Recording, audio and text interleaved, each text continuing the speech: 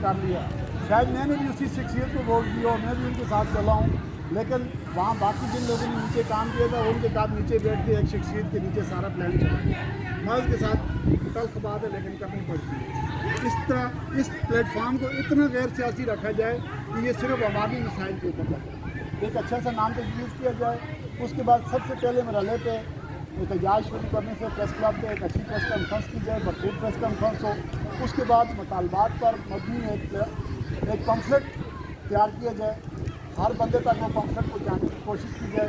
کم از کم اگر ایریاز میں زیادہ نہیں پہنچ سکتا تو شہر کے اندر اخبارات میں 2-3 ایڈ کیے جائیں, تاکہ سب سے پہلے لوگوں کو ہمارے مسائل کا شعور آئے کہ مسائل ہے کیا, اور اس کے بعد لوگوں کو یہ شعور ہو کہ جو لوگ ہمارے مسائل کے اوپر بات کریں کیا وہ بیدار ہیں یا اس سے پہلے کہیں دیکھتے ہیں کہیں استعمال ہو گئے ہیں یا ان کے اوپر کوئی اس طرح کا داغ ہے تو لوگ اعتبار ہی نہیں کریں.